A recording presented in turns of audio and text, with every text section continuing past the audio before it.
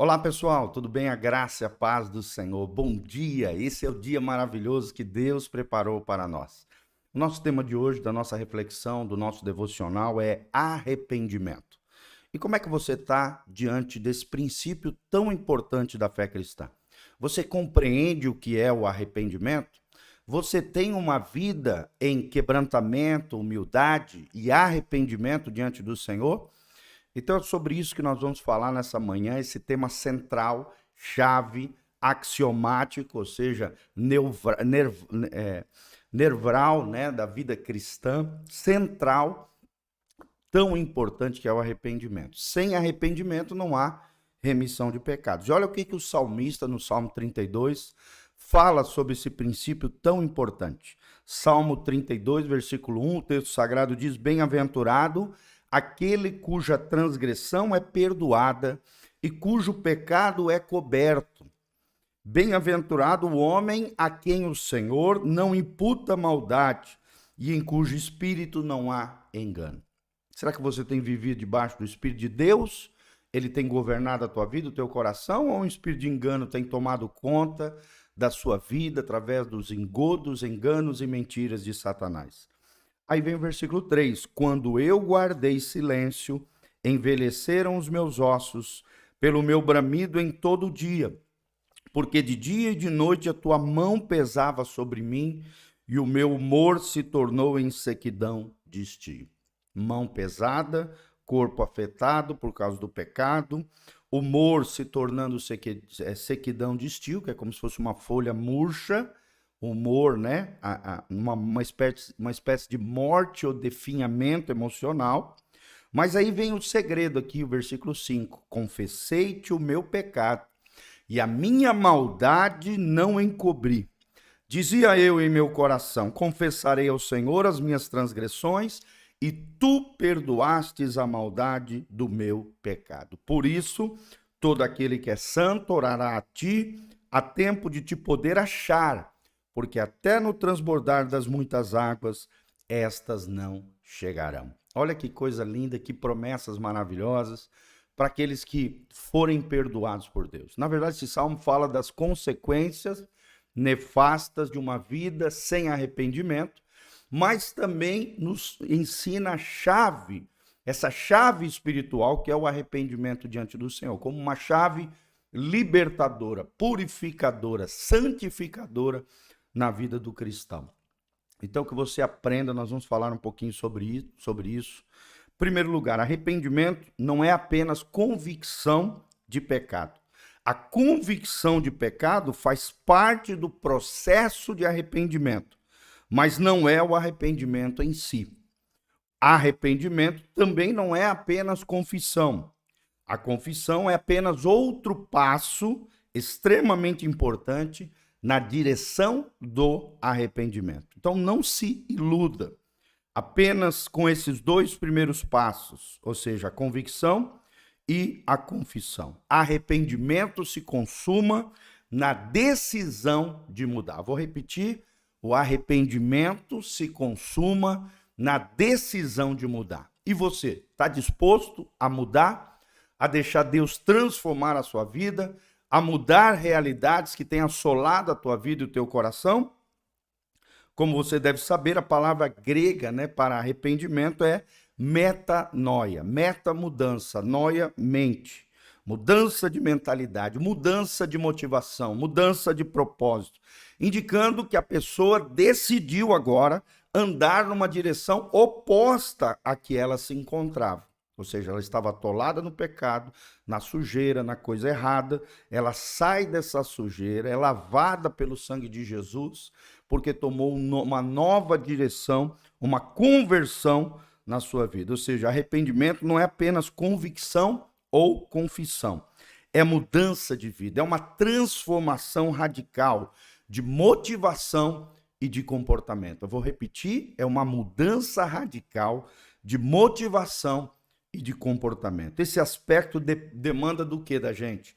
Um posicionamento diante de Deus, que é crucial para a vida cristã. Arrependimento não é um processo, é uma decisão interior e irreversível de nos alinharmos com o céu, com a vontade de Deus em relação aos nossos erros e pecados. Então, arrependimento é diferente de santificação. Santificação é um processo, mas o arrependimento não. Não é um processo, é uma decisão interior, irreversível, de nos alinharmos com o céu, nos alinharmos com a vontade de Deus, que é boa, perfeita e agradável, alinharmos com a vontade de Deus em relação aos nossos erros e pecados. Olha o que diz Provérbios 28, versículo 13. O texto sagrado diz: o que encobre as suas transgressões nunca prosperará, mas o que as confessa e deixa alcançará misericórdia. Vou repetir: o que encobre a sua transgressão, esconde, né? Coloca para debaixo do tapete, deixa tenebroso, obscurecido. O que esconde, o que encobre as suas transgressões nunca prosperará, mas o que as confessa e deixa alcançará misericórdia. Provérbios 28, versículo 13. Então, esse texto mostra detalhadamente como é que funciona essa coisa de arrependimento. A Bíblia diz: e ele deixa.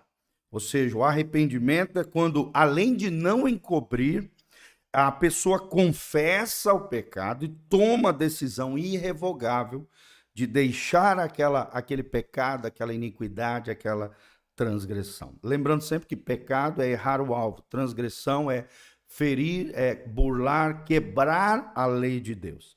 Então, assim como Jesus disse para a mulher adúltera, né, que por pouco ali não morreu apedrejada por causa do seu pecado de adultério ali naquele episódio, João 8:11, Jesus disse, ó, nem eu também te condeno, vai-te e não peques mais. Ou seja, para que não haja condenação, para que haja purificação, para que haja transformação de vida e restauração diante de Deus, Jesus disse, vai-te e não peques mais.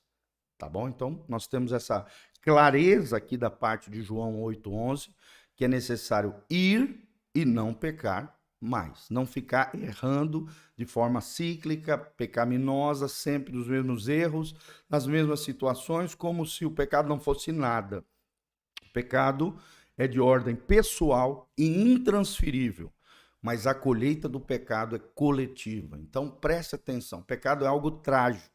É algo que traz uma devastação na vida da pessoa, e não só na pessoa, em todas as pessoas que de alguma maneira estão ligadas afetivamente a essa pessoa. O pecado afeta não só você, mas todo o corpo de Cristo, porque quando um sofre, diz a Bíblia, todo o corpo sofre com ele. Então, nós temos que ter essa mente coletiva, essa mente de compreender que o meu erro, a minha falha não afeta só a mim e que eu preciso ir e não pecar, mas não errar mais nos mesmos erros e falhas como se não fosse nada. Então, o arrependimento, ele faz brotar o poder para a mudança. Olha que coisa linda. E essa não foi, né, uma palavra de ameaça, mas sim uma recomendação saturada da graça e um poder de mudar baseado na graça de Deus e no poder do Espírito Santo. Eu vou repetir, essa palavra que nós estamos trazendo para você não é uma palavra de ameaça, mas sim uma recomendação saturada de graça da parte de Deus.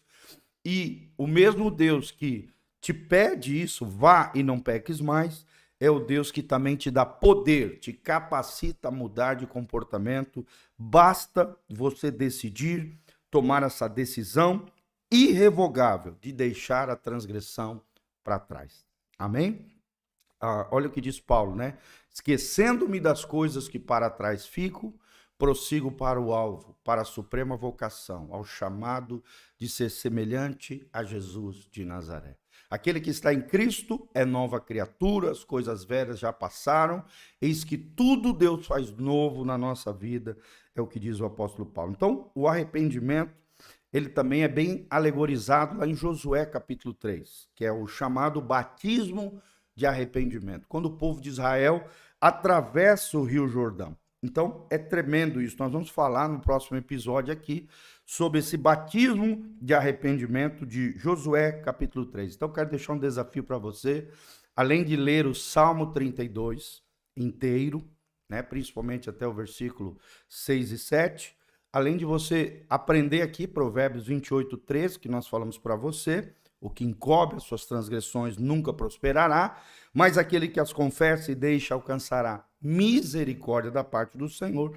Leia também em casa, eu quero deixar esse desafio para você, Josué capítulo 3, onde nós vamos falar amanhã sobre a travessia do Rio Jordão, como um batismo de arrependimento e também simbolicamente um exemplo alegórico, simbólico, uma história real que aconteceu, mas que prefigura, né, tipifica aqui para nós o arrependimento na vida do crente, o batismo como um sinal público, notório, diante das pessoas de que você realmente se arrependeu. Essa travessia, ela traz uma alusão, né, do batismo de arrependimento, ou seja, a mudança interior, que se reflete no exterior, um divisor de águas de Deus na sua vida. O Jordão faz essa separação entre o deserto e a terra de Canaã, ou seja, separa uma vida medíocre na sequidão do deserto de uma vida, do outro lado, uma vida abundante nas conquistas de Canaã. De que lado você quer ficar? De que lado você quer estar? No deserto, morrendo, miserento?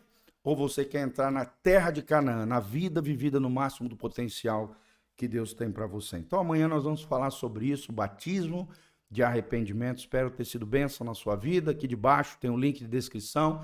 Se você quiser contribuir, exercer a sua generosidade, contribuir nesse ministério de pregação da palavra, pastoral, cuidado de vidas, e também tem todas as informações da nossa igreja. Nesse domingo à noite, vem estar conosco às 19 horas da noite e às 9 horas, e no sábado às 20 horas vamos ter uma pregação especial. Um grande abraço, Deus abençoe, amém.